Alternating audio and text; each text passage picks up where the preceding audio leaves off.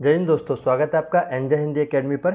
Top 60 topic की हमारी ये जो क्लास है, ये क्लास 15 हमारी आज है। इसमें हमने पहले 14 क्लास हम पूरी कंप्लीट कर चुके हैं, जिसमें यूनिट 9, यूनिट 10 और यूनिट 8 की 8 रचनाएं लगभग हम कंप्लीट कर चुके हैं। देखो, यूनिट 6, 7, 8, 9 और 10, अगर आपने ये यूनिट कंप्लीट कर ली है, अगर ये 5 यूनिट आपने कंप्लीट कर ली, तो ये मान के चलो कि आप जीआरएफ के बहुत पास में हो। अगर इनसे आप एक भी क्वेश्चन गलत नहीं करते हो इन यूनिट से, तो फिर आपका भाषा विज्ञान वाली यूनिट ऐसी है कि जिसमें मैं जो टॉपिक बताऊंगा उसमें सारे क्वेश्चन आ जाएंगे। भारतीय काव्यशास्त्र वाली यूनिट यानी भारतीय और पाश्चात्य काव्यशास्त्र वाली और विचारक वाली यूनिट भी इतना है कि उसमें जितना बताया जाता है उसमें सारा क्वेश्चन फंस जाता है ना। सिर्फ एक हिंदी साहित्य के इतिहास वाली यूनिट ऐसी है कि जिसमें कितना भी पढ़ लो, 2-4 क्वेश्चन तो गलत होते ही होते उस यूनिट से ना। बाकी यूनिट 5 में भी जितना मैं आपको कंप्लीट बताऊंगा उसमें सब कुछ आ जाएगा। तो यानी जीआरएफ लाने के लिए या इसमें 80 प्लस क्वेश्चन करने के लिए कोई ज़्यादा अलग से एक्स्ट्राऑर्डिनरी काम नहीं करना है। बस जो पढ़ाया जा रहा है उनको टाइम पे रिवीजन करते जाना है और उनके पीवाईक्यू लगाते जाना कि इतना गलत नहीं होना है, बस इतना सा ध्यान रखना है ना। बाकी आप लोग अगर न्यू व्यूवर्स है तो चैनल को सब्सक्राइब, वीडियो को लाइक जरूर करना मेरे भाइयों। कमेंट बॉक्स में कमेंट जरूर करना आपका और कोई डाउट हो, ये सारी चीजें ठीक है। आज का है आषाढ़ का एक दिन। आषाढ़ का एक दिन आपको पता है हमारा किसकी रचना है? आषाढ़ का एक दिन मोहन राकेश की रचना है। और अगर मेरी पूरे हिंदी साहित्य के इतिहास में, सॉरी हिंदी साहित्य के जो हमारा यूनिट 1 से लगा यूनिट 10 तक है, इसमें अगर कोई एक रचना मुझे सबसे ज़्यादा अच्छी लगती है तो वो आषाढ़ का एक दिन रचना मुझे अच्छी लगती है ना। कालिदास की ये रचना, कालिदास के ऊपर ये रचना लिखी गई और बड़ी प्यारी रचना है, मतलब बहुत अच्छी रचना ये मैं मानता हूँ ठीक है। इसका जो प्रकाशन हुआ 1958 में हुआ था, 1958 में इसका प्रकाशन हुआ था। यह नाटक 3 अंकों में विभाजित है। देखो मैं फिर बोल रहा हूँ, नाटक हर एक नाटक के अंक में विभाजित है ना। कोई 5 में, कोई 6 में, कोई 3 में, कोई 4 में, जितने में भी है उनके अंक याद रखना। अगर उन अंकों का कोई नाम दिया गया है तो नाम भी याद रखना क्रम वाइज। और अगर उन अंकों में और कोई दृश्य भी है कि भाई जैसे इस चंद्रगुप्त और स्कंदगुप्त में देखा कि उन अंकों में भी दृश्य था कि 10, 11, 12, 13 इस तरीके से उनमें दृश्य भी है, तो वो भी याद रखना। ये चीजें एकदम कंप्लीट तरीके से याद रखना, पैटर्न यही होता है एग्जाम का ठीक है। यह नाटक कवि कालिदास के सत्ता एवं सृजनात्मकता के मध्य अंत संघर्ष का चित्रण करता है ना। यह केवल कालिदास का द्वंद्व नहीं बल्कि आधुनिक मानव का द्वंद्व है। बच्चन सिंह इस नाटक को लेकर लिखते हैं, यानी बच्चन सिंह ने इस नाटक के बारे में अपना क्या वक्तव्य व्यक्त किया उसको देख लो। ये क्वेश्चन आता है मेरे भाई कि हमारा आषाढ़ का एक दिन है उसके बारे में बच्चन साहब ने क्या कहा, इस तरीके से क्वेश्चन बनते। तो यह राज्याश्रय और व्यक्ति स्वतंत्र के बीच भटकती हुई सृजनात्मकता का एक नाट्य बिंब है। याद रखना उन्होंने क्या वक्तव्य व्यक्त किया इस नाटक के बारे में। उन्होंने कहा कि यह राज्याश्रय और व्यक्ति स्वतंत्र के बीच भटकती हुई सृजनात्मकता का नाट्य बिंब है, ये उन्होंने बताया। अब इस नाटक की भूमिका में आपको बता देता हूँ, भूमिका से काफी क्वेश्चन आते हैं, भूमिका में बहुत देखना बहुत जरूरी हो जाता है। चलो, हिंदी रंगमंच को हिंदी भाषी प्रदेश की सांस्कृतिक प्रतियों एवं आकांक्षाओं का प्रतिनिधित्व करना होगा। रंगों और राशियों के हमारे विवेक को व्यक्त करना होगा। हमारे दैनंदिनी जीवन के राग रंग को प्रस्तुत करने के लिए, हमारे संवेदों और स्पंदों को अभिव्यक्त करने के लिए जिस रंगमंच की आवश्यकता है वह पाश्चात्य रंगमंच से कहीं भिन्न होगा। इस रंगमंच का रूप विधान नाट्य प्रयोग के अभ्यंतर से जन्म लेगा और समर्थ अभिनेताओं और दिग्दर्शकों के हाथों इसका विकास होगा। कुल मिला के इसकी भूमिका में उसके बारे में बताया कि किस तरीके से ये है और किस तरीके से इसमें सारी चीजें चलेगी ना। चलो, इसकी भूमिका इतनी इंपॉर्टेंट नहीं है जितना इसके पात्र और इसकी जो पंक्तियां है वो बहुत इंपॉर्टेंट है, इससे बहुत पंक्तियां आती है ना। तो इसके प्रमुख पात्र हम देख लेते हैं। आपको पता है इसमें मल्लिका और कालिदास की प्रेम कहानी बताई गई है इस नाटक में ना। तो मल्लिका जो कि कालिदास की प्रेमिका है, कालिदास को उज्जैनी जाने के लिए मनाती है। उज्जैनी यानी वही उज्जैन जो हमारा इंदौर के पास वाला जो उज्जैन है, महाकाल मंदिर वाला, वही उज्जैन। उज्जैनी से आने वाले व्यापारियों से कालिदास की रचनाएं मांगकर पढ़ती है। कौन पढ़ती है? मल्लिका। विलोम से नफरत के बावजूद अंततः विवाह किससे करती है? विलोम से ही करती है ये मल्लिका। महामारी में इसके पिता की मृत्यु हो जाती है। जीवन के प्रति भाववादी दृष्टिकोण मल्लिका यहाँ पर रखती है। तो ये आपको मल्लिका के बारे में याद रखना है मेरे भाई। उसके बाद आता है कालिदास मामा आतुल द्वारा प्रतिपालित है ना, यानी अब कालिदास के बारे में देखते हैं। कालिदास की 3 रचनाओं का जिक्र यहाँ पर, 3 से 4 रचनाओं का जिक्र हुआ जो याद रखना है आपको। ऋतुसंहार, कुमार संभव, मेघदूत, रघुवंशम के रचयिता है कौन है? कालिदास। ये बहुत इंपॉर्टेंट है, ये याद रखना है ना। अपना गांव छोड़कर घुटन महसूस करता है, अपनी सृजनशीलता अंक यहाँ पर बताया गया है। पश्चात के निर्भरणोपरांत कश्मीर में विद्रोह बढ़ने पर वहाँ का प्रियवन वो कहलाता है, क्या कहलाता है? प्रियवन कहलाता है। कश्मीर में विद्रोह बढ़ने पर प्रियवन कहलाता है। शासन छोड़ देता है।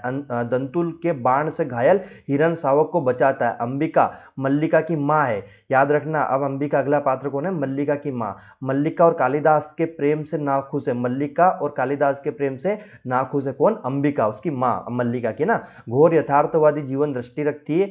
जीवन पीड़ा का इतिहास है। मल्लिका विवाह करने को इच्छुक, मल्लिका का विवाह करने को इच्छुक है वो। विलोम ग्राम पुरुष है। विलोम क्या है? ग्राम पुरुष। याद रखना किस नाम से जिक्र आया है इसका? ग्राम पुरुष। ये क्वेश्चन आया हुआ है।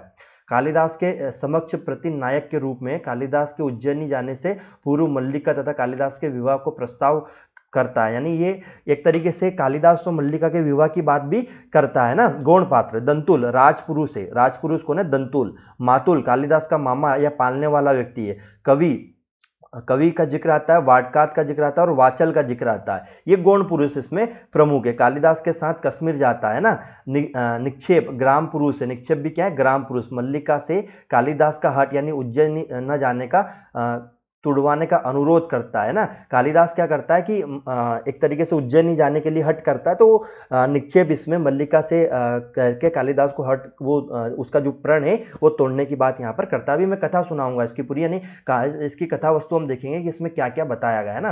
रंगिणी नागरी मृत संगना तथा नाटक लिखने में रुचि इसकी है, रंगिणी की है ना। ये भी याद रखना, रंगिणी किस रचना किया, किस नाटक का पात्र है, तो ये आपको आएगा ना, याद रखना। संगनी नागरी सॉरी नागरी मृदंग और वीणा वादक तथा सुंदर प्रणय गीत लिखती है। अनुस्वार अधिकारी है, याद रखना अनुस्वार के बारे में पूछा गया है। पीवाईक्यू में आया हुआ है कि अनुस्वार कौन है? अधिकारी है। किस रचना में है? ये भी आया गया था। ये सही और गलत वाले कूट में पूछा गया था ना।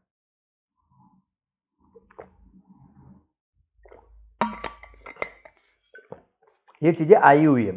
फिर आता है अनुनासिक। क्या है? अनुनासिक क्या है? अधिकारी है। प्रिय गुमंजरी राजकन्या कालिदास यानी मातुल पुत्र की पत्नी है। कालिदास की पत्नी प्रिय गुमंजरी है ना, याद रखना। राजकन्या मल्लिका से स्पर्धा महसूस करती है, उसे अपनी संगनी के रूप में कश्मीर चलने का प्रस्ताव देती है मल्लिका को, है ना। कौन? प्रिय गुमंजरी। विशेष संगीत नाट्य अकादमी पुरस्कार द्वारा 1959 को इसको मिला। यानी ये जो नाटक है इसको संगीत नाट्य अकादमी कब मिला? 1959 को मिला। इस पर फिल्म बनाई गई मणिकोल, मणिकोल करके फिल्म बनाई गई 1971 में। ये क्वेश्चन बहुत पूछे जा रहे हैं फिल्म के, है ना। अगर किसी नाटक कहानी उपन्यास कविता किस पर भी अगर कोई फिल्म बनी है तो वो एकदम याद रख लेना, क्योंकि पिछले 2 दिसंबर 2024 और जून 2025 का जो पेपर था उसमें ये पैटर्न बहुत चला है ना, कि वो किसी न किसी रचना पर अगर कोई फिल्म बनी है तो वो पूछता है। तो मणिकोल जो है वो हमारे इस नाटक पर फिल्म बनी है। पतंजलि का उल्लेख भी इसमें हुआ है ना। अब इसके कथासार मैं आपको सुना देता हूँ, क्या इसमें पूरा कथासार है और उस कथासार में से कौन सा चीज हमें याद रखना है। तो 3 अंकों में वक्त में बता दूं आपको। पहला अंक इसका है, नाटक का आरंभ आषाढ़ के पहले दिन से होता। अब ये भी पूछा गया है ना कि आषाढ़ का एक दिन नाटक की शुरुआत किस महीने से हुई? तो आषाढ़ के पहले दिन से हुई। मेघदूत की शुरुआत भी आषाढ़ के पहले दिन से हुई। जो कालिदास की रचना मेघदूत है उसमें भी हमारा आषाढ़ का महीना जिक्र हुआ है। कालिदास अपने गांव से लेखन कार्य में व्यस्त थे, वहीं मल्लिका से उनका अनुराग था। आचार्य वरुचि उन्हें उज्जैनी ले जाने के लिए आते हैं, जहाँ उन्हें राज कवि का दर्जा दिया। अनुच्छा के बावजूद कालिदास को जाना पड़ा। अनुच्छा यानी उन्होंने मना करने के बाद भी कालिदास को वहाँ जाना पड़ा। ये चीज़ें इसमें पहले अंक में आई। दूसरे अंक में आता है, कालिदास उज्जैनी में बहुत कीर्ति प्राप्त करते हैं, यानी प्रसिद्धि प्राप्त करते हैं ना, यश प्राप्त करते कुल मिला के। तथा राजकन्या प्रिय गुमंजरी से विवाह भी कर लेते। अब उनका विवाह किससे हो जाता है? प्रिय गुमंजरी से विवाह हो जाता है। कालिदास पशुपात नाम से भी अभिहित को कश्मीर का शासक बनाते हैं। कालिदास जो है पशुपात नाम से अभिहित हो कश्मीर का शासक बनाते। कश्मीर जाने के क्रम में कालिदास तथा प्रिय गुमंजरी उनके गांव जाते हैं। मल्लिका का जीवन वहाँ अभावग्रस्त है। प्रियंगु उसे अपने साथ चलने का प्रस्ताव देती है, जिसे मल्लिका ठुकरा देती है। कालिदास मल्लिका से मिलने नहीं आता है ना। देखो एक चीज मैं बताऊंगा कि कालिदास पहले उज्जैन के कवि रहे, राजकवि रहे, और कालिदास ने कई रचनाएं लिखी जो हम उज्जैन के नाम से इनको प्रसिद्ध जानते हैं। लेकिन बाद में उज्जैन के जो राजा है विक्रमादित्य, इन्होंने कालिदास को कश्मीर पहुंचाया और वहां पर हित के नाम से इनको कश्मीर का शासक बनाया था। इतना आपको याद रखना, ये क्वेश्चन बहुत इंपॉर्टेंट है कि इनको कश्मीर का शासक भी बनाया, ये बहुत कम लोग जानते हैं या ये जिक्र बहुत कम आता है कालिदास के बारे में। फिर आता है अंक तीसरा, अंतिम दृश्य भी आषाढ़ का है, वर्षा हो रही थी, कालिदास कश्मीर का राज्य छोड़कर वापस आता है, परंतु अब तक सब कुछ बदल गया। मल्लिका विलोम से विवाह हो चुका था तथा उसकी संतान भी है। वह सब कुछ फिर से शुरू करने की इच्छा से आता था, परंतु उसे संभावना ना देखकर वो चला जाता है। देखो पहले क्या होता है, कालिदास मल्लिका का प्रेम चलता है गांव में, कालिदास को वहां से वरुचि उठाते हैं, उज्जैन लाते हैं, वहां राजकवि का दर्जा दिया जाता है, वहां उनकी प्रसिद्धि प्राप्त, कीर्ति प्राप्त होती है उनको, मतलब बहुत ज्यादा प्रसिद्ध हो जाते हैं। वहां से उन्होंने विवाह करते हैं। विवाह के बाद उनको कालिदास को जो विक्रमादित्य वो कहते हैं कि तुम कश्मीर के शासक हो, अब जाओ कश्मीर पे शासन करो, तो उनको कश्मीर पहुंचा जाता है। जाने से पहले मल्लिका के पास जाते, उनकी जो पत्नी वो भी कहती है मल्लिका हमारे साथ चलो, मतलब वो इसलिए राजी होती है, लेकिन वो नहीं जाती, वो मना कर देती। वो लोग शासन करने जाते हैं, कुछ समय बाद वो वहां से शासन छोड़ के वापस जब आते इतने मल्लिका विलोम से विवाह कर लेती है ना, ये चीज होती है। अब इसका एक और, ये तो आपको इस तरफ का दृश्य दिख रहा है, एक दृश्य और मैं आपको इसमें दिखाऊं कि जब ये गांव में थे ना, जब विलोम ने ही मल्लिका और कालिदास के विवाह के लिए मल्लिका की माँ से बात करी थी कि भाई इनका विवाह करा दो, लेकिन उसकी माँ उस समय नहीं मानी थी। ये उस समय की बात है ना, जब अगर ये जिक्र आप सुनो तो ये उस समय की बात है। तो ये पूरी कहानी है, पूरी नाटक है, सॉरी, इस नाटक की पूरी कथा मैंने आपको सुना दी। अब इस प्रमुख अंकों में से प्रमुख पंक्तियां यानी उद्धरण यानी पंक्ति, उद्धरण यानी पंक्ति हम देख लेते कौन सी पंक्ति, क्योंकि पंक्तियों से क्वेश्चन आता है। पहले अंक में हम देखते हैं कि किसने किससे पंक्ति कही थी, ये बहुत आता है, ये मान के चलो यहां से क्वेश्चन आना ही आना है ना। तो मैं जानती हूं तुम आज अपना अधिकार नहीं है, किंतु इतना बड़ा अपवाद मुझसे नहीं हो सकता, ये अंबिका जो है मल्लिका से कहती है। फिर आता मैं जानती हूँ माँ अपवाद होता है, तुम्हारे दुख की बात भी जानती हूँ, फिर भी मुझे अपराध का अनुभव नहीं होता। ये बात मल्लिका अंबिका से कहती है अपनी माँ से। ये पूरी पंक्ति आप पढ़ोगे तो आपको पता चल जाएगा कि ये मल्लिका अंबिका से कह रही है। तो ये याद रखना कि किसने किससे कहा था और वो कौन सा अंक में आई है ये कहानी, है ना। यानी ये कथा, कहानी मतलब इन द सेंस कि ये बात कहाँ पर हो रही, हम नाटक पढ़ रहे हैं मुझे पता है, लेकिन उस नाटक में जो कथा चल रही है वो कहाँ पर चल रही है ना। तो पहले अंक में चल रही है वो किसने किससे कहा, ये भी हमें याद रखना है। फिर आता है तुम जिसे भावना कहती हो वह केवल छलना और आत्म प्रवचन है, ये अंबिका मल्लिका से कहती है। मैं फिर रिपीट कर रहा हूं, तुम जिसे भावना कहती हो वो केवल छलना और आत्म प्रवचन है, ये अंबिका मल्लिका से कहती है, ये आपको याद रखना। फिर आता ठहरो राजपुरुष, हिरण शावक के लिए हट मत करो, तुम्हारे लिए प्रश्न अधिकार का है, उनके लिए संवेदना का। कालिदास निशस्त्र होते हुए भी तुम्हारी शस्त्र की चिंता नहीं करेंगे, ये मल्लिका दंतुल से कहती है। किससे कहती है, दंतुल से कहती है। याद रखना मेरे भाई, ये बहुत इंपॉर्टेंट है और आई हुई क्वेश्चन है। मैं जिस पे स्टार बना रहा हूं वो रचना मत भूलना, मतलब वो पंक्तियां मत भूलना, चाहे बाकी पंक्तियां भूल जाओ, लेकिन जो मैं बता रहा हूं उसको कभी नहीं भूलना। ये मल्लिका ने दंतुल से पहले अंक में कहा था। फिर आता किसी संबंध से बचने के लिए अभाव जितना बड़ा कारण है, अभाव की पूर्ति उससे बड़ा कारण बन जाती है, ये अंबिका मल्लिका से कहती है।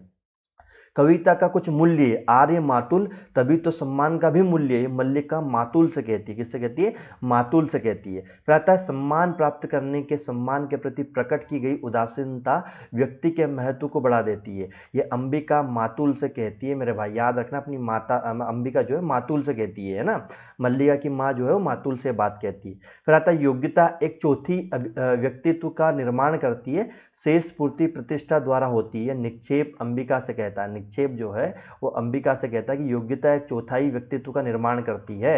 ये चीजें इंपॉर्टेंट है, ये आई हुई है, ये याद रखना है मेरे भाई। अवसर किसी की प्रतीक्षा नहीं करता, कालिदास यहाँ से नहीं जाते तो राज्य को कोई हानि नहीं होगी, है ना। ये निक्षेप मल्लिका से कहता है, क्या करता है, निक्षेप मल्लिका से। चलो आगे देखते हैं कौन किसने कहा, किससे कहा। देख रहा हूं इस समय तुम दुखी हो और तुम दुखी कब नहीं रही, अंबिका, ये विलोम अंबिका से कह रहा है ना। फिर आता है तुमने इतने वर्ष सारी पीड़ा क्या इसी दिन के लिए सही है, दूर होता है दुख होता है, समय ने तुम्हारे मन शरीर और आत्मा की इकाई को खोखला कर दिया, ये विलोम अंबिका से कहता है ना, याद रखना। क्या विलोम क्या है, एक असफल कालिदास और कालिदास एक सफल विलोम। हम कहीं एक दूसरे के बहुत निकट तो नहीं है, ये विलोम कालिदास से कहता है और ये कई इंपॉर्टेंट पंक्ति है। मतलब अगर मैं कहूँ सबसे इंपॉर्टेंट है, इस बार आप इसको एग्जाम में देख लोगे। विलोम क्या, एक सफल कालिदास और कालिदास एक सफल विलोम, हम कहीं एक दूसरे के बहुत निकट पड़ते हैं, ये विलोम कालिदास से कहता है। ये पूछा जाएगा कि किसने किससे कहा था, कौन सा अंक में आई है, किस रचना की ये पंक्ति है, ये चीजें आपको याद रखना है ना। तो किस रचना की तो बहुत ईजी है बताना, लेकिन किस अंक में ये थोड़ा टफ है, या किसने किससे कहा था ये थोड़ा सा आपको सोचने वाली बात है। तो विलोम ने कालिदास से कहा था। फिर आता, मैं जानती हूं कि तुम्हारे चले जाने से मेरे अंक की को एक रिक्त छा दिलेगी, यह मल्लिका कालिदास से कहती है। इंपॉर्टेंट पंक्ति है मेरे भाई। विश्वास करते हो तो करते हो ना कि तुम्हें जानती हूं कि कोई भी रेखा तुम्हें घर ले तो तुम घिर जाओगे, घेर ले तो तुम घिर जाओगे, मल्लिका कालिदास से कहती है। इंपॉर्टेंट है ये भी। मैं अनुभव करता हूँ कि ग्राम प्रांतर मेरी वास्तविक भूमि है, मेरे कई युगों में से इस भूमि से जुड़ा हूँ, ये कालिदास मल्लिका से कहता है। ये इंपॉर्टेंट पंक्ति है ये भी। वो रो नहीं रही है माँ, मेरी आंखों में जो बरस रहा है वो दुख नहीं है, यह सुख है माँ, सुख। मल्लिका अंबिका से कहती है। इंपॉर्टेंट पंक्ति है, ये चीज़ें याद ही रखना है ना। फिर आता है अंक दूसरा। दूसरे अंक में क्या बात होती है, इससे बात करते हैं। व्यक्ति उन्नति करता है तो उसके मन के साथ कोई तरह के अपवाद जुड़ने लगते हैं, मल्लिका निक्षेप से कहती है। इस सौंदर्य के सामने जीवन की सब सुविधाएं है, ये इसे आंखों में व्याप्त करने के लिए जीवन भर का समय भी पर्याप्त नहीं है, ये प्रियंगु कहता है। इंपॉर्टेंट पंक्ति है। राजनीति साहित्य नहीं है, उसमें एक एक क्षण का महत्व है, कभी एक क्षण के लिए चूक जाए तो बहुत बड़ा अनिष्ट हो जाएगा। ये यहाँ तक पंक्ति आई हुई है मेरे भाई, ये पीवाईक्यू में इतनी पंक्ति दी हुई थी उसने कि ये कौन सी रचना की पंक्ति है। तो प्रियंगु जो है मल्लिका से कहता है, ये बात याद रखना। फिर आता, प्रियंगु मल्लिका से कहती है, कहता नहीं कहती है, प्रियंगु कालिदास की प्रेम पत्नी है, याद रखना है ना। ठीक है, चलो। मैं किसी आने वाले से बात भी नहीं कर सकती, दिन मास वर्ष मुझे घटते हुए बीत गए, मेरे लिए यह घर घर नहीं एक काल गुफा है, ये अंबिका मल्लिका से कहती है। ये याद रखना, बहुत इंपॉर्टेंट है। आज वह तुम्हें तुम्हारे भावना का मूल्य देना चाहता है, तो क्या नहीं स्वीकार कर लेती, घर की भित्तियों का परिष्कार हो जाएगा और तुम उन्हें यहाँ परिवारकता बनाकर रह सकोगी, ये अंबिका मल्लिका से कहती है। राजकीय पाणी ग्रंथ घर में पड़ती है तो लोग गौरव का अनुभव करते, विलोम अंबिका से कहता है। परंतु मैं समझता हूँ एक बार आएगा अवश्य, उसे आना चाहिए, क्योंकि किसी संबंध को ऐसे नहीं तोड़ता, ये विलोम अंबिका से कहता है। ये कालिदास के बारे में बात हो रही। विलोम कहता है कि मैं जानता हूँ वो एक बार जरूर आएगा ना। ये बात विलोम और अंबिका के बीच में हो रही है। अंबिका ने कहा विलोम से कि तुम मल्लिका से शादी कर लो, उस समय ये इनकी वार्तालाप चल रही थी।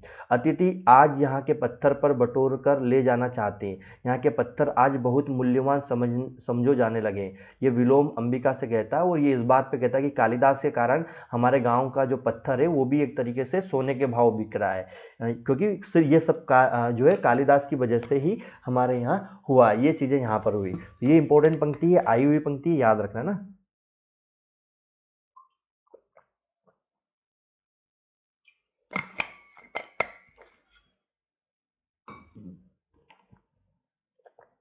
यहाँ के पत्थर पहले भी मूल्यवान थे, आर्य विलोम। यह और बात है कि पहले किसी ने उनका मूल्य समझा नहीं, ये मल्लिका विलोम से कहती है। मैं जानती हूँ आज नहीं तब से ही जानती हूँ, ये अंबिका स्वागत में कहती है। फिर आता तीसरा अंक, लास्ट अंक। यह जनता की राजप्रसाद में रहकर पांच तोड़े बैठूंगा तो कभी ग्राम छोड़कर वहां ना जाता, वह पीछे से मेरा घर भी उन लोगों ने ऐसा कर दिया है, कहीं पैर टिकता ही नहीं है ना। ये मातुल जो है वो मल्लिका से कह रहा है।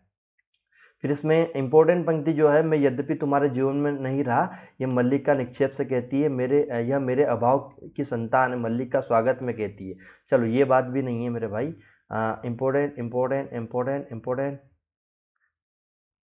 तुम्हारे परंतु तुम्हारे वारांगना का यह रूप भी देखा, ये मल्लिका स्वागत से कहती है। तुमने लिखा था कि एक दो गुणों से समूह में उसी तरह छिप जाता है जैसे चांद की किरणें कनक कलंक। ठीक है, ये भी इंपॉर्टेंट, इतनी ज़्यादा नहीं है। ये जो पंक्ति है बहुत इंपॉर्टेंट है। तुम भी अपरिचित लग रही हो इसलिए कहता हूँ कि संभव है दृश्य उतना नहीं बदला जितना मेरी दृष्टि बदल गई। ये कालिदास मल्लिका से कहता है ना। उसके बाद हाँ क्योंकि सत्ता प्रभुता का मोह छूट गया, आज मैं उसे सबसे मुक्त हूँ और जो वर्षों से मुझे कसता रहा। कश्मीर के लोग समझते हैं कि मैंने संन्यास ले लिया है, परंतु मैंने संन्यास नहीं लिया, मैं केवल मात्रगुप्त को के क्लेवर से मुक्त हुआ हूँ। मात्रगुप्त उस समय राजा था, है ना, याद रखना। मात्रगुप्त एक तरीके से कालिदास का ही जिक्र उसमें हो रहा था ना। तो ये कालिदास ने मल्लिका से कहा था, जाने के दिन तुम्हारे आंखों का जो रूप देखा था वह आज तक मेरी स्मृति में अंकित है। कालिदास मल्लिका से कह रहा है, ये भी इम्पोर्टेंट है। मैं नहीं जानता कि अभाव और भर्त्सना का जीवन व्यतीत करने के बाद प्रतिष्ठा और सम्मान के वातावरण में जाकर मेरा कैसा अनुभव होगा। ये कालिदास मल्लिका से कहता है, इंपॉर्टेंट पंक्ति है मेरे भाई। मैं तब तुमसे मिलने के लिए नहीं आया क्योंकि भय था कि तुम्हारी आंखें मेरे अस्थिर मन की ओर स्थिर कर देगी। ये कालिदास मल्लिका से कहता है। यह नहीं सोचा कि द्वंद्व एक ही व्यक्ति तक सीमित नहीं होता। ये मल्लिका कालिदास मल्लिका से कह रहा है, ये भी याद रखना। कुमार संभव की पृष्ठभूमि में हिमालय और तपस्विनी उमा तुम हो। मतलब एक तरीके से जो उसने कुमार संभव लिखा वो उसमें कालिदास ने कहा कि मल्लिका तुम्हारे बारे में ही यहाँ पर जिक्र हुआ। ये चीज़ें भी यहाँ पर हमारी आती है, ठीक है। फिर उसके बाद आता है सबसे, क्योंकि वो प्रतीक्षा नहीं करता। ये बात आपको याद रखना, कालिदास मल्लिका से कहता आई हुई पंक्ति है, ये आप सही नहीं करोगे मुझे पता अगर ये आ गई तो, क्योंकि वो प्रतीक्षा नहीं करता। इसको बताना होगा आपको कि कालिदास ने मल्लिका से कहा है ना। बहुत इंपॉर्टेंट ये पंक्ति थी। मैं इसकी अगर शुरुआत होगी तो यहाँ से होगी, मैंने कहा था मैं अब से आरंभ करना चाहता हूँ, यह संभव इच्छा को समय से यह साथ द्वंद्व था। ये कालिदास ने मल्लिका से कहा था, याद रखना। तो मेरे भाई ये हमारी रचना कंप्लीट हुई। अगर आप लोगों को ये पीडीएफ चाहिए, अभी तक नहीं, आप इधर उधर भटक रहे हो नोट्स के लिए, तो टेलीग्राम चैनल ज्वाइन करो। इसी वीडियो के डिस्क्रिप्शन में आपको लिंक मिल जाएगी, कमेंट बॉक्स में भी मैं लिंक पिन कर दूंगा, आप जरूर ज्वाइन करना। और मेरे भाई न्यू व्यूअर्स हो, अभी तक वीडियो को देख रहे हो तो प्लीज़ चैनल को सब्सक्राइब, वीडियो को लाइक जरूर करना। बाकी आप लोग बताना कि मेरा कंटेंट कैसा है। मुझे पता है कि आप थोड़ा सा बोर टाइप के, या थोड़ा सा आपको लग रहा हो सर बहुत ज़्यादा पढ़ा रहे हो, बहुत ज़्यादा पढ़ा रहे हो। मेरे भाई ज़्यादा नहीं पढ़ा रहा हूँ, जीआरएफ चाहिए तो इतना तो पढ़ना पड़ेगा, ठीक है, इतनी चीज़ें तो करनी पड़ेगी। हबीब तनवीर की बात करते हैं, आगरा बाजार। इसका प्रकाशन वर्ष 1954 ईस्वी है। यह नाटक अपनी व्यंग्य शैली तथा संगीतबद्धता के लिए किसी हिंदी नाटक व रंगमंच के क्षेत्र से अत्यंत लोकप्रिय है। 1954 में आगरा बाजार प्रकाशित हुई थी, हबीब तनवीर की, और व्यंग्य शैली में लिखी गई है ना, याद रखना, व्यंग्य शैली तथा संगीतबद्धता के लिए प्रसिद्ध है। ये क्वेश्चन देखो, अब एक ही पंक्ति से कितने क्वेश्चन आ सकते हैं आपको पता भी नहीं है, 1 2 3। ये आगरा बाजार किसका है, तो हबीब तनवीर का। और ये आते हैं मेरे भाई, है ना, ये ऐसे क्वेश्चन है जो आते हैं, इसलिए इनको याद रखना। पृष्ठभूमि हम आगरा बाजार की देख लेते हैं क्या है। नजीर अकबराबादी आगरा बाजार और उस बाजार सहित उस समस्त अंचल का सामाजिक, सांस्कृतिक, राजनीतिक और आर्थिक गतिविधियों का समेटे हबीब तनवीर का यह नाटक समकालीन भारतीय रंगमंच की समृद्ध कर गया है। वास्तव में पहले पहल हबीब तनवीर ने जामिया मिलिया इस्लामिया के ही कुछ अध्यापकों और छात्रों संग आखलो के विद्यार्थियों के साथ लिया और नजीर अकबराबादी की कविताओं का एक लघु रूपक तैयार किया। यह लघु रूपक बड़ा पसंद किया गया। धीरे धीरे हबीब तनवीर ने इसे नाटक का शक्ल दिया।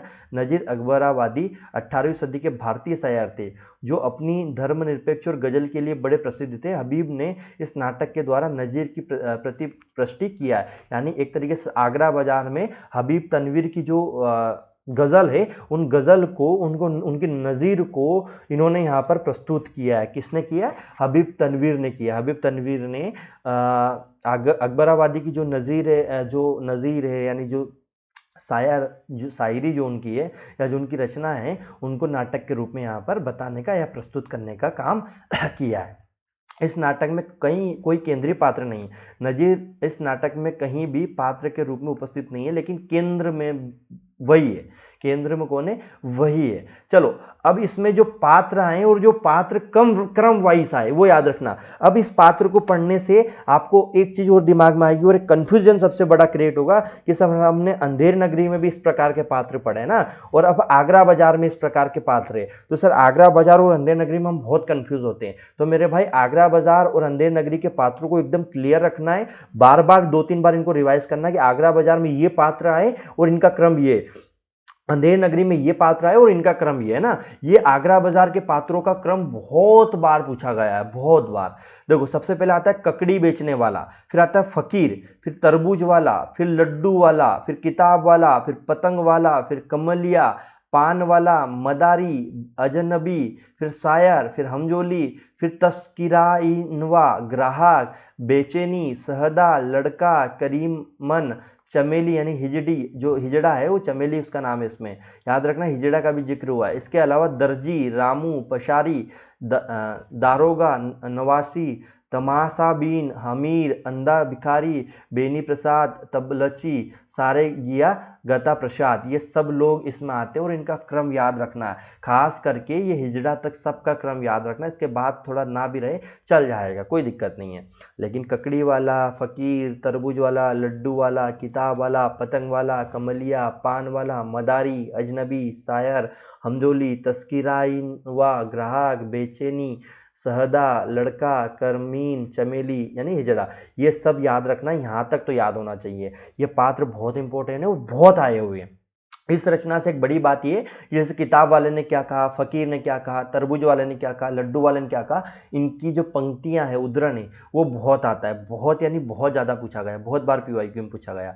तो ये एक बार अच्छे से याद रखना, बहुत पीवाईक्यू में इस तरीके के क्वेश्चन आते हैं। विशेष में हमें देखना है कि यह इस नाटक की भाषा विशेष रूप से उर्दू की तरफ झुकी हुई है। नाटक में नज़्मों का पर्याप्त प्रयोग किया गया है।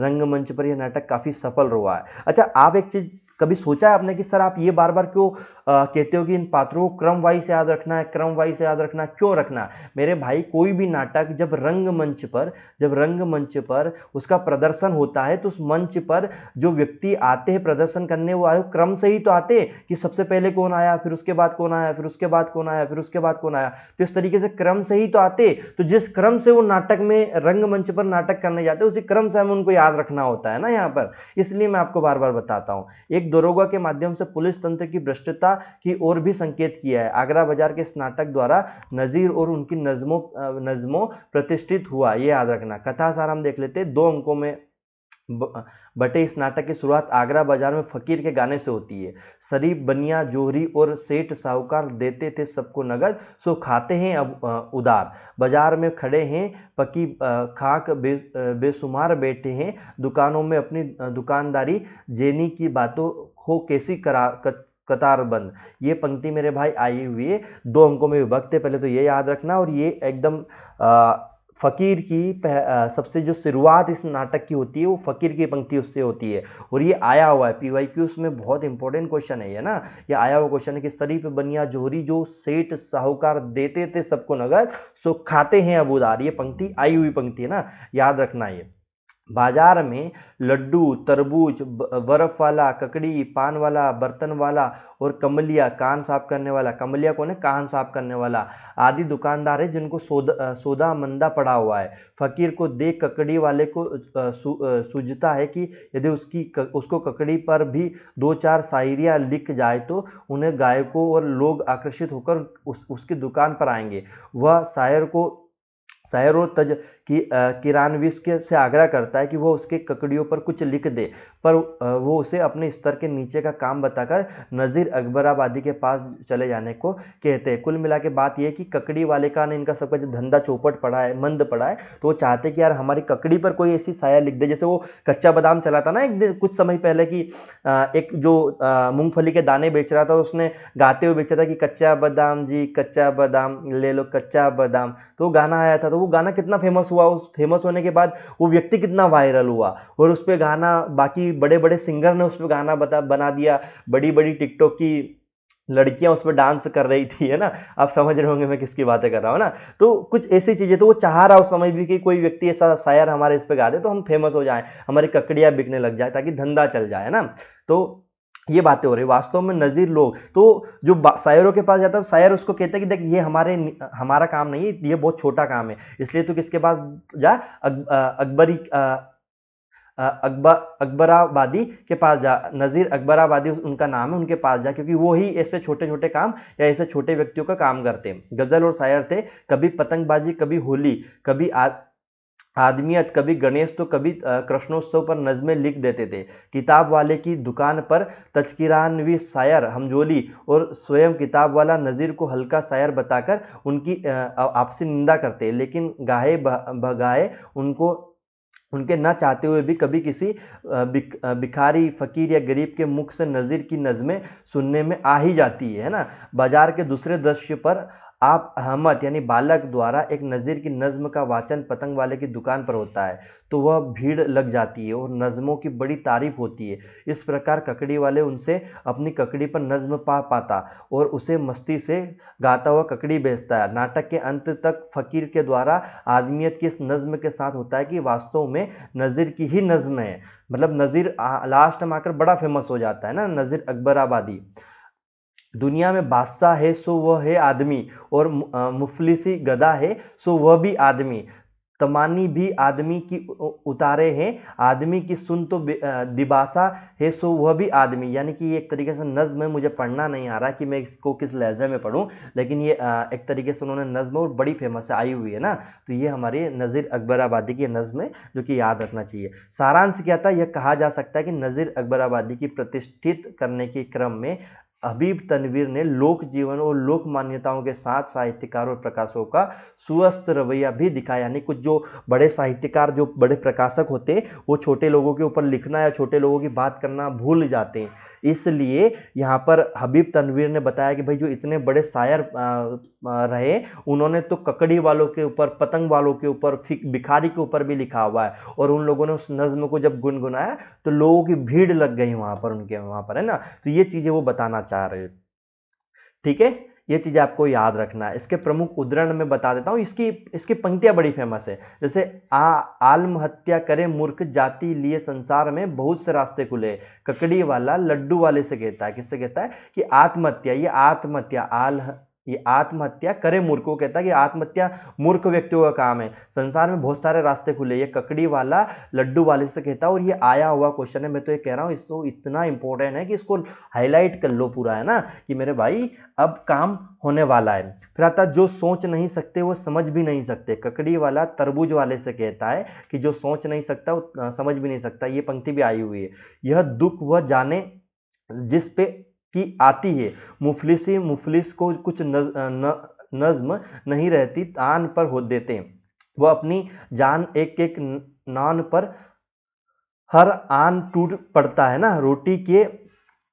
ये इस तरीके से जो पूरी पंक्तियां उनको ना भी पढ़ो तो ठीक है, चल जाएगा। मतलब उसकी आधी पंक्ति पढ़कर भी आप देख लो कि ये किसकी, तो फकीर जो है सौगत में ये कहता है ना, ये याद रखना। ये बड़ी बड़ी पंक्तियां छोड़ देना, इतना जरूरी नहीं है। देखो ये पंक्तियां बड़ी जब होती है ना, जैसे बड़ा पैराग्राफ है तो बड़े पैराग्राफ की स्टार्टिंग की जो पंक्ति होती है, एक या दो पंक्ति, बस वही याद रख लेना। उससे ही आपको अगर आएगा तो वो एक या डेढ़ पंक्ति देकर ही आपसे पूछेगा। तो इसमें आता है और फकीर क्या क्या जमाने देखे, मीर साहब ने इसी शहर में अजीबों की बेवफाई देखी, घर छोड़ा वतन छोड़ा दिल्ली छोड़ी, कि एक जमाने में सुखदानों और बा कमाल के मलजो मावी थे। ये हमजोली शायर से कहता है। हमजोली किससे कहता है? शायर से कहता है। ये यहाँ पर आया। फिर आता है जो खुशामंद करे खुल्लक उससे सदा राजी, सच तो यह है कि खुशामंद से खुदा राजी। ये पंक्ति आई हुई है, बहुत इंपॉर्टेंट है। और बस ये यहाँ तक ही आई थी, है ना, इतना ही दिया था। अब ये पूरा पैराग्राफ है, पूरी पंक्ति कही है फकीर ने तो सौगत से, लेकिन फकीर की ये जो पंक्ति है बस इतनी ही आई है। तो जो बड़े पैराग्राफ है उनकी पहली पंक्ति याद रख लो, बस वही एग्जाम में आती है ना, तो यही याद रखना है आपको। ज्यादा पूरा पैराग्राफ पढ़ने की कोई जरूरत नहीं। यहाँ पे पूरा पैराग्राफ आएगा भी नहीं, उसका कोई मतलब भी नहीं। बस आप इतना पढ़ के पहचान पाओगे कि फकीर ने सौगत से कहा था। ये पूछा गया था कि किसकी पंक्ति किसने किससे कही थी या किस नाटक की, ये भी आ सकता है। फिर आता है तरक्की कह लीजिए या तंजुल यानी पतन, बहरहाल जमाना बड़ी तेजी से बदल रहा है। ये पंक्ति भी आई हुई है और बस ये स्टार्टिंग की पंक्ति आई थी ना। ये किताब वाला किससे कहता है? शायर से कहता है। किताब वाला शायर से कहता है। और इनकी जो सबसे इंपॉर्टेंट पंक्ति जो इस बार एग्जाम में देखने को मिली वो है, जमाने को ज़रूरत दरअसल मुजाहिद की नहीं बल्कि इंसान की, इंसान नहीं नज़ीर नहीं आता। हमजोली किताब वाले से कहता है, इंपॉर्टेंट है ना, ये याद रखना। श्री राम ने लंका को फतह किया और तुम्हारे सुरमा हर ना मेरे दिल को गढ़। ये पंक्ति आई हुई है सोहदा की पंक्ति, याद रखना, बस एक पंक्ति याद रख लेना। पैसे ही का अमीर के दिल में ख्याल है, पैसे ही का फ़कीर भी करता सवाल है, पैसे ही फौज पैसा ही जाहो जलाल है, पैसे ही का तमाम यह तंगो दवाल है। ये पंक्ति आई हुई है फ़कीर सौगत से कहता है, ये बड़ी इंपॉर्टेंट है, इसकी पहली पंक्ति याद रख लेना बस इस पैराग्राफ की। बूढ़ा इंसान का मिजाज ही नहीं बदल देता, पुराने आदतें कैसे छूटेगी, जोर था तो खुद तैरते थे। ये तज़किरा किरानविस किताब वाले से कहता है, जिस मोर्चे पर शेर कहना मुमकिन ना हो, उस पर शेर कहने की ख्वाहिश कहाँ की अक्लमंदी है। शायर हमजोली से कहता है, उस्ताद की ज़मीन पर हल चलाने वाले घटिया शायर बहुत मिलेंगे। किताब वाला हमजोली से कहता है ना, ये याद रखना। सुनिए मीर इसी ज़मीन से कहते हैं, देख ये तज़किरानवीस हमजोली से कहता है। अम्मा उर्दू अखबार पढ़ने वाले कितने हैं ना साहब, अखबार अंग्रेज़ी में ही निकलेगा। ये मेरे भाई इंपॉर्टेंट है और इस बार एग्ज़ाम में देखोगे ये पंक्ति। गान प्रसाद किताब वाले से कहता है, ये इतना याद रखना। गान प्रसाद किससे कहता है, किताब वाले से कहता है। दुनिया में बादशाह है सो वह भी आदमी, मुफालिस गरा है सो वह भी आदमी। ये पंक्ति आई हुई है और बहुत इंपॉर्टेंट है, इसकी इतनी पंक्ति को देखकर आप याद रखना है। कोरस ने कहा था ना, तो ये हमारी आगरा बाजार की जो जितनी इंपॉर्टेंट पंक्तियां मैंने आपको बताई सब याद रखना है। इसके जो पात्र आए वो इंपॉर्टेंट है और उन पात्रों की जो पंक्तियां वो बहुत इंपॉर्टेंट है ना। चलो आज की क्लास यहीं तक रखते हैं। बाकी आप लोग अगर वीडियो को यहाँ तक देख रहे हो तो कमेंट बॉक्स में ज़रूर बताना कि कैसा वीडियो लगा। बाकी वीडियो को लाइक, चैनल को सब्सक्राइब जरूर करना और अपने दोस्तों तक जरूर शेयर करें जो कहीं ना कहीं हिंदी से net, GRF, TGT, PGT, MP set या जिस भी इसकी तैयारी कर रहे हैं उन लोगों तक ये शेयर जरूर करना। धन्यवाद मेरे भाइयों।